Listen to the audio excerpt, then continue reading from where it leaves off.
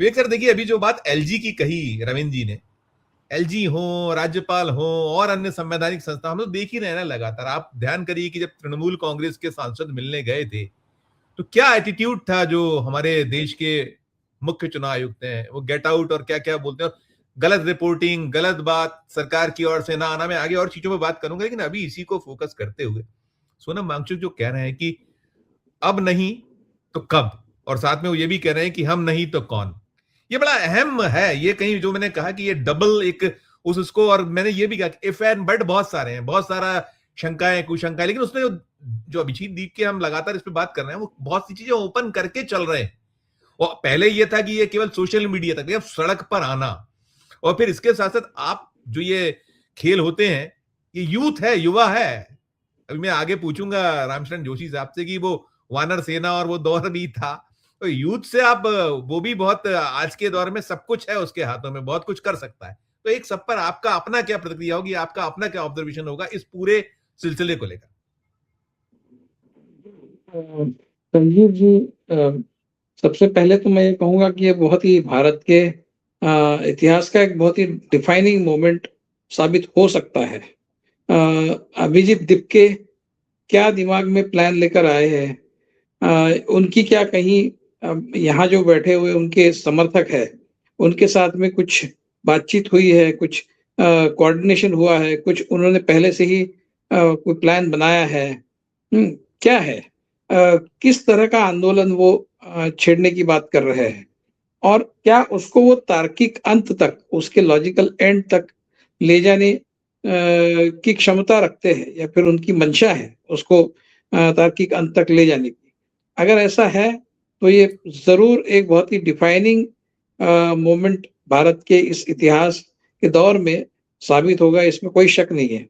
अब सोनम वांगचुक जी ने कहा है, वो बहुत अहम है कि इस सरकार के साथ में, मोदी सरकार के साथ में और उनके पूरे इकोसिस्टम के साथ में, देखिए ये सिर्फ कई कई बार लोग, वो हंगेरी का जो प्रेसिडेंट था, जिसको अभी इलेक्शन में जिसको हराया, फिर उसको रिप्लेस, क्या नाम उसका, ओब्रेगॉन, क्या कुछ नाम है उसका, मैं नाम भूल जी रहा हूँ। जी जी ऐसी जी। स्थिति भारत की नहीं है, हम लोग गलत कंपैरिजन करते हैं। वहां पर उसके इकोसिस्टम में इतनी सारी ऑर्गेनाइजेशंस नहीं थी जितनी मोदी सरकार के इकोसिस्टम में है, सपोर्ट में। जो विजिलेंटे फोर्सेस मोदी सरकार के साथ खड़े हैं, सैकड़ों ऑर्गेनाइजेशंस संघ परिवार की, जिसको हम हाइड्रा हेडेड मॉन्स्टर कह सकते हैं, इस तरह की तैयार उन्होंने रखी है।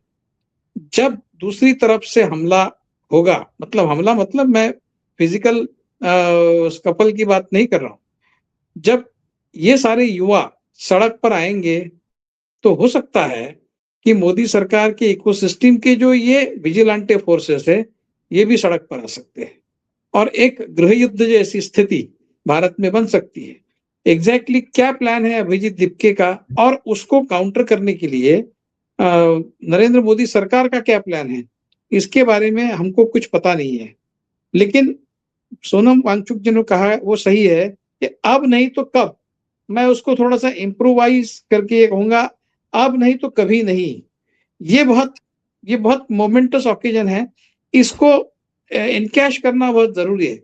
और सबसे इसमें अहम बात जो है, सबसे महत्वपूर्ण बात यह है कि इस आंदोलन में भारत के युवा उतरे हैं। मतलब ये कोई पुराने पॉलिटिशियंस का, ओल्ड गार्ड्स का आंदोलन नहीं है, कोई किसी अपोजिशन पार्टी का आंदोलन नहीं है।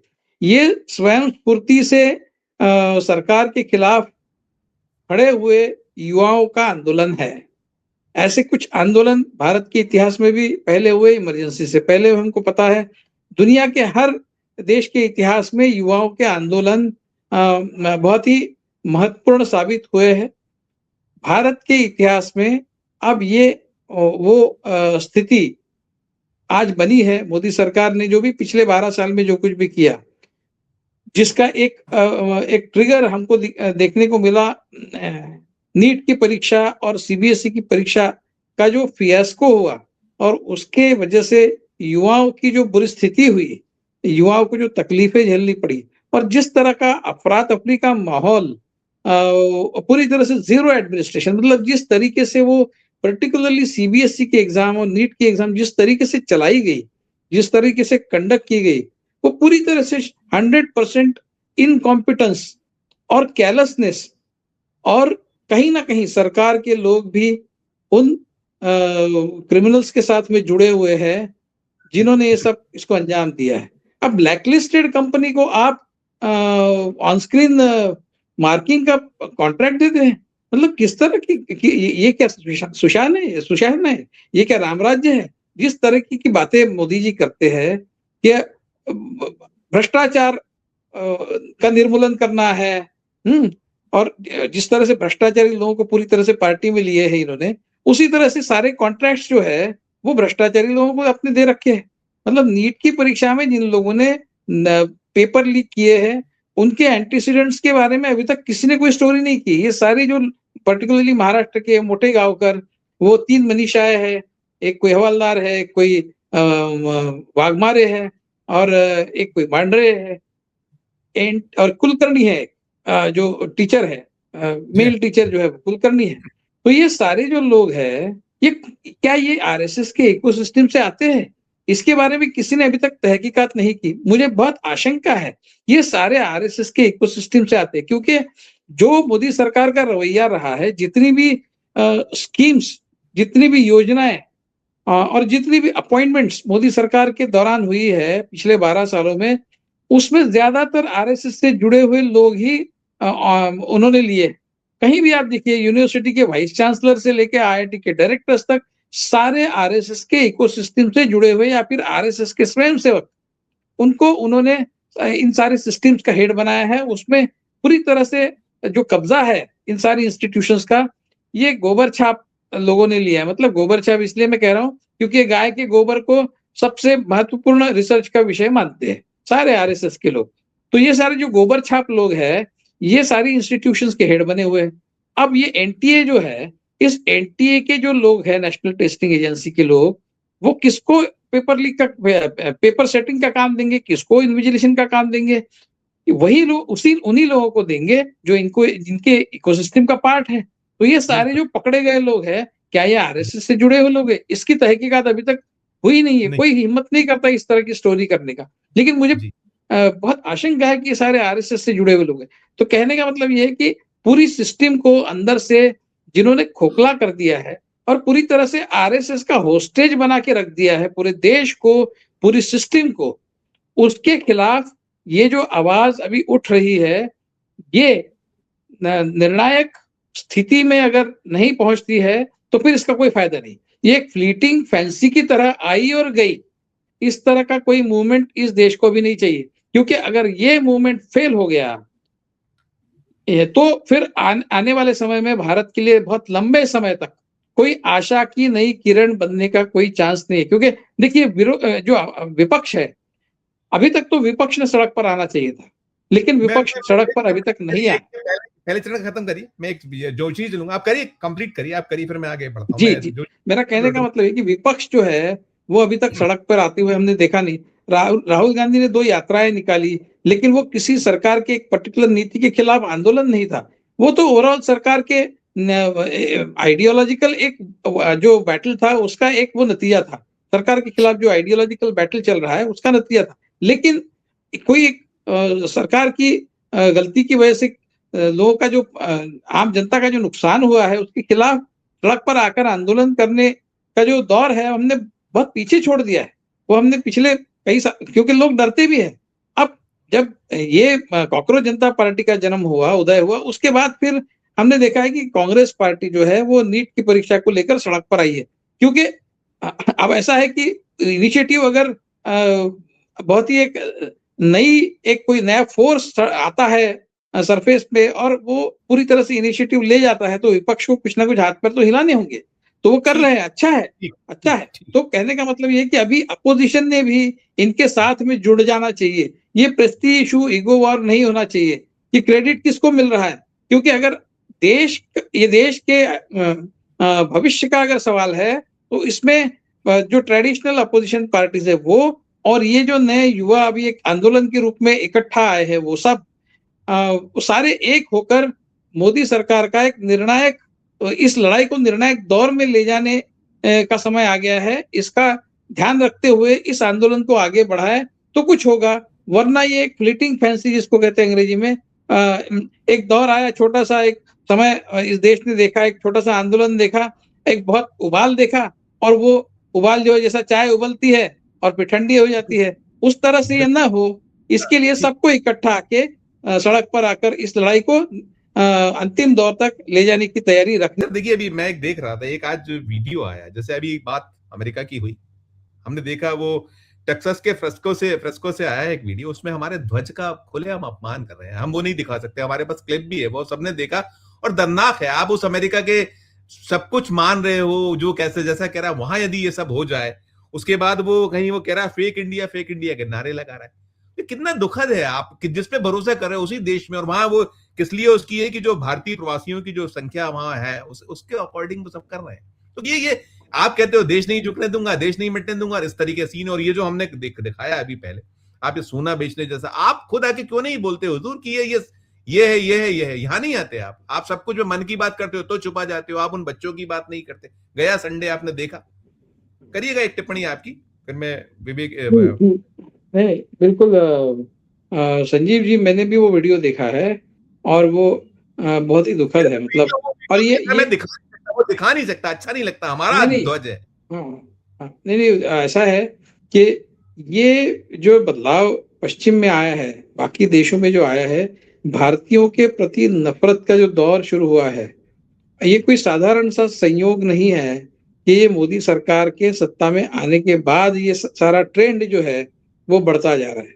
ये कोई साधारण सा संयोग नहीं है।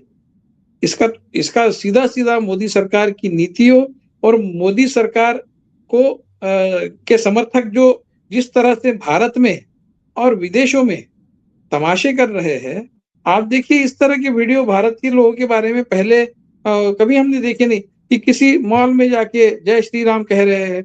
मैं कहीं एक वीडियो देखा अभी कल, कहीं स्टुटगार्ट की शायद बात है, वहां के पार्क में जननी जन्मभूमि स्वर्ग से महान है, और ऐसे कदम ताल करते हुए कुछ भारतीय लोग चल रहे हैं वहां पर, और उसमें अपील लिखा है कि भाई ज्वाइन कीजिए।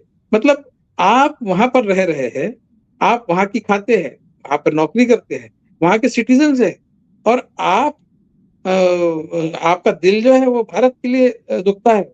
आप भारतीय है क्या? आप वहां के सिटीजन, आप तो अमेरिकन हुए, आप तो हंगेरियन हुए, आप तो ब्रिटिश हुए, तो आपकी लॉयल्टी तो उनके साथ होनी चाहिए, लेकिन इनकी लॉयल्टी हिंदू राष्ट्र के साथ है। ये लोग जो भारत के मुसलमानों से आए दिन लॉयल्टी टेस्ट लेते हैं, जो मुसलमान यहाँ रचे बसे हैं, यहाँ की संस्कृति में रचे बसे हैं, उनके भारत के प्रति प्रेम पर आशंका आए दिन सुबह शाम दिन रात प्रकट करते हैं। ये जब विदेश जाते हैं तो वहां से इनकी लॉयल्टी हिंदू राष्ट्र के प्रति होती है।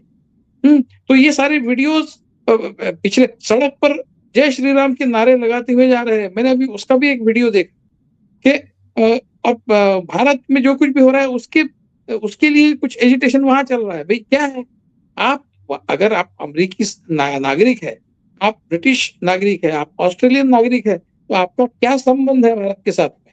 आप तो ऑस्ट्रेलियन हुए, आप तो ब्रिटिश हुए, और आप तो अमेरिकन हुए। आप वहां की जो स्थिति है उसके बारे में आप आंदोलन कर सकते हैं, लेकिन भारत में हिंदू राष्ट्र की स्थापना होनी चाहिए, ये आपका कंसर्न कैसे हो सकता है? इसका मतलब आप उस देश के साथ बेईमानी कर रहे हैं। तो ये जो है, इसके प्रति वहां के जो वहां के जो क्रिया की प्रतिक्रिया है, हम कह सकते हैं। आप जो क्रियाएं कर रहे हैं वहां की जो, हाँ, उसकी ये प्रतिक्रिया है। और ये जो अभी जो हमारा यहाँ जो हो रहा है 6 जून के बाद जो कुछ भी होगा उसके बारे में एक बात कह के अपनी बात खत्म करूंगा। ऐसा है, ये अभी नहीं तो कब नहीं, अभी नहीं तो कब, ऐसा सवाल नहीं, अभी नहीं तो कभी नहीं, ऐसा है। अभी नहीं तो कब ये सवाल है ही नहीं, अभी नहीं तो कभी नहीं, ऐसी स्थिति बनी है। और इसको लॉजिकल एंड तक ले जाने का समय अभी है, क्योंकि कहीं अगर ये फिजल आउट हो जाता है तो आने वाले 10-15 साल तक, क्योंकि कोई इंस्टीट्यूशन नहीं बची जहां पर आप अपनी समस्याओं का निराकरण करवा सकते हैं। भारत में कोई इंस्टीट्यूशन नहीं बची, फिर आपके पास क्या बचा है? आपके पास सड़क बची है सिर्फ, और ये सड़क की लड़ाई निर्णायक दौर में ले जाना ये सारे जो राइट थिंकिंग भारतीय है उनका कर्तव्य है। इसलिए वांगचुक पहले व्यक्ति है जो इस आंदोलन के साथ जुड़ने की का जिन्होंने अनाउंसमेंट किया है। ऐसे सारे लोग जो पीछे चले गए थे वो सामने आए और इस आंदोलन के साथ जुड़े और इस आंदोलन को सक्सेसफुल बनाए, क्योंकि ये अगर और 5 साल और 10 साल सत्ता में टिकते हैं तो ये तियाननमेन भी कर सकते हैं, ये कुछ भी कर सकते हैं। और दूसरी बात, ये भी किसी भी हद तक जाने के लिए तैयार है, क्योंकि ये किसी भी तरह से प्रेम की भाषा से समझने वाले लोग नहीं है और प्रेम की भाषा ये जानते नहीं, ये हेट की भाषा जानते हैं, ये विद्वेष की राइट सर। भाषा जानने वाले लोग हैं और विद्वेष पर काम करने वाले। तो ये इस आंदोलन को पूरी तरह से खत्म करने की पुरजोर कोशिश करेंगे। उसमें जितना भी पुलिस दल है, जितने भी पैरामिलिट्री फोर्सेस है, सबका इस्तेमाल करेंगे ये। आप देख लीजिए, ये अगर इनके इनके इनके जान पर जब अगर बन जाती है तो ये इस आंदोलन को बहुत बुरी तरह से खत्म करने की कोशिश करेंगे और ऐसे में भारत में क्या स्थिति बनेगी ये बता पाना मुश्किल है। लेकिन इस आंदोलन को लॉजिकल एंड तक ले जाने की यही समय है, अब नहीं तो कभी नहीं। इस तरह की स्थिति आज